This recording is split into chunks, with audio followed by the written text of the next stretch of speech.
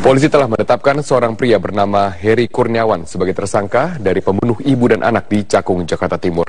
Pembunuhan dilakukan karena tersangka kepergok saat akan merampok.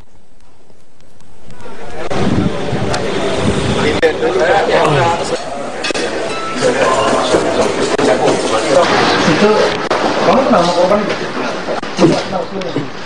Udah di bulan. Berapa lama dia itu? 2 hari. Apa yang kemudian berbicara? Seandainya kan mau yang perkirakan ada di situ. Apa yang mau dari rumah? Handphone itu di dalam. Itu dari kamar. Kamar. Keluar ya. Keluar ya. Apa? Paling. Terus? Saya kayak nggak ada barang. Tangan nggak gitu kali? Apa ya? Nyari nggak? Nyari gimana? Nyari. Ya mereka nggak ada barang sih. Saya lihat ke dapur aja. Jalan aja. Pisau ada di mana? Dapur. Kamu masuk, hah? Ke rumah mama. Ke sini masuk. Kasih tahu rumahnya nggak apa-apa. Tersangka merupakan pelaku tunggal dari pembunuhan Dayu Priyambarita dan anaknya Yuel Immanuel yang berusia 5 tahun pada pekan lalu. Pelaku membunuh korban karena kepergok saat akan merampok. Tersangka seorang residivis kasus narkoba. Dan berdasarkan tes urin, tersangka terbukti positif mengonsumsi narkoba. Menurut Direktur Kriminal Umum Polda Metro Jaya, Kombes Pol Krisna Murti, tersangka melakukan perampokan setelah mengonsumsi narkoba dan motif pembunuhan murni atas dasar perampokan. Baik pelaku dan korban juga tidak saling kenal. Tersangka ditangkap di pabrik baja di Pulau Gadung, Jakarta Timur pada Kamis pagi. Apa itu? Pohon pisang itu?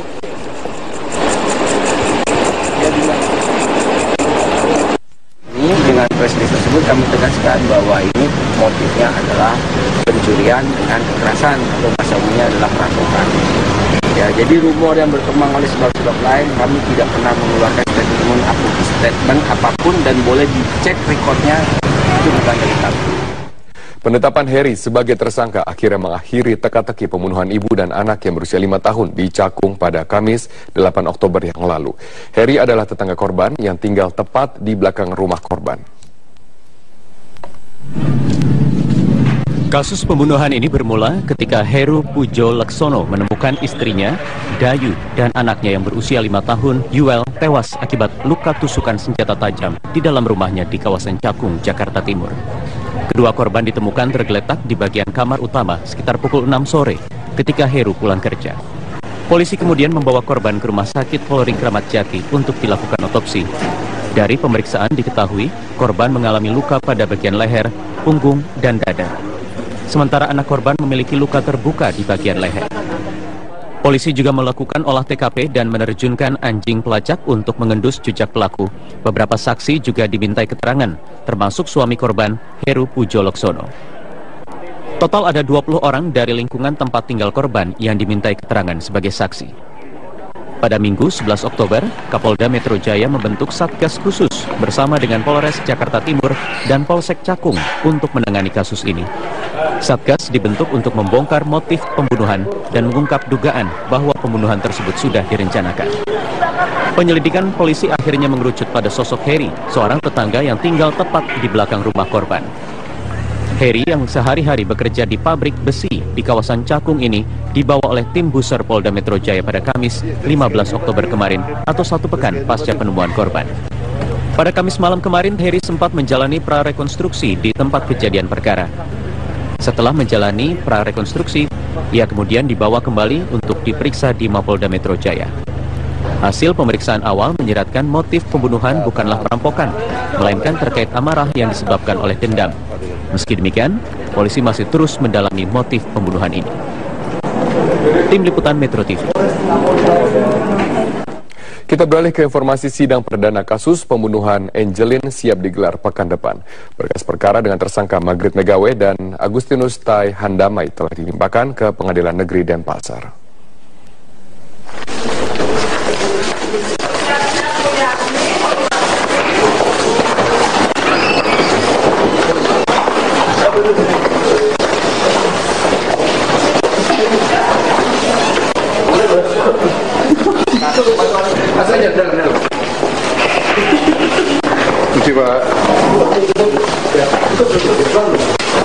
Berkas kedua tersangka pembunuhan Angelin telah diserahkan Kejaksaan Tinggi dan Kejaksaan Negeri Denpasar kepada Pengadilan Negeri Denpasar. Iya, dari pagi nunggu itu. Pak Ketua ada? Ada. Perlu di...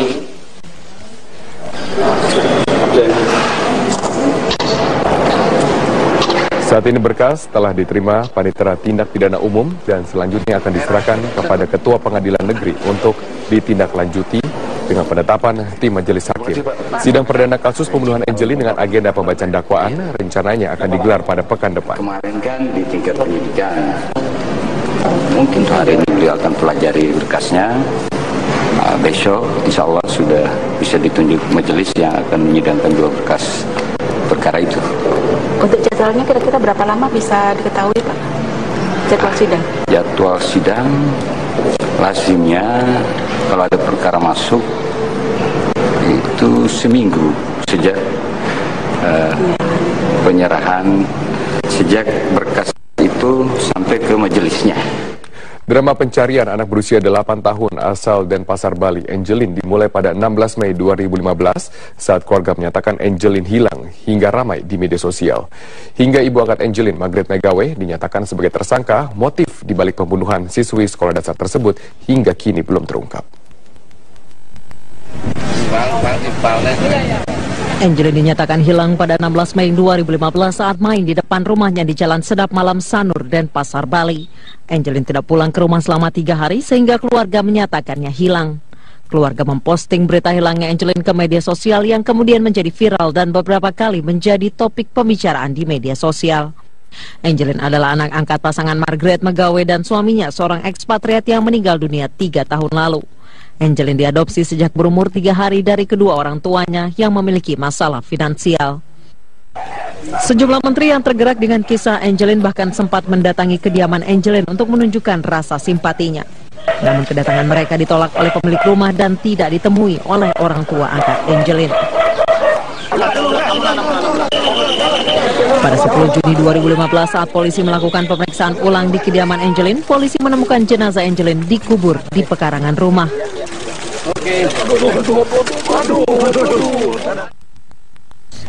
Di hari yang sama, polisi menetapkan 1 tersangka yang diduga menjadi pelaku pembunuhan Angelin, yaitu Agustai Mandamai, pegawai di rumah ibu angkat Angelin yang baru bekerja selama 1 bulan. Meski sudah menetapkan tersangka, Polda Bali terus mengembangkan pengusutan kasus tewasnya Angelin. Polisi kembali melakukan olah TKP dan menanyakan sejumlah saksi, yaitu 2 anak kos di kediaman ibu angkat Angelin dan kedua kakak angkat Angelin, Yvonne dan Christine. Polisi kemudian menemukan sejumlah bukti dan kejanggalan, diantaranya bercak darah di kamar Margaret dan tali yang ditemukan di dekat jenazah Angelin yang berasal dari horden yang hanya ada di kamar Margaret.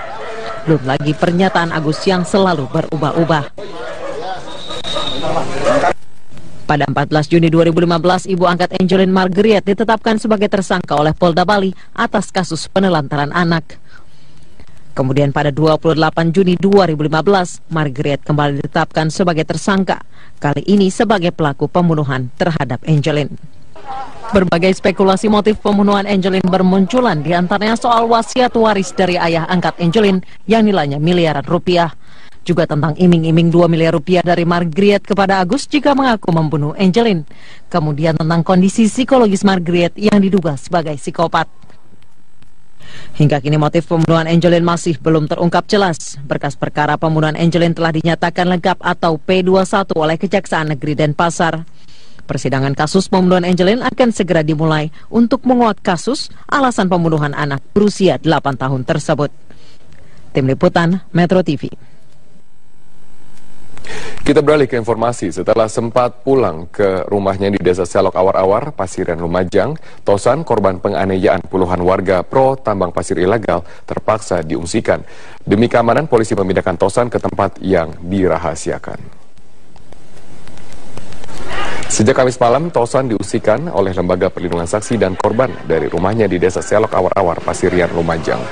Pihak keluarga tidak mengetahui lokasi perlindungan Tosan. Namun dari informasi petugas, Tosan akan menjalani kontrol kesehatan.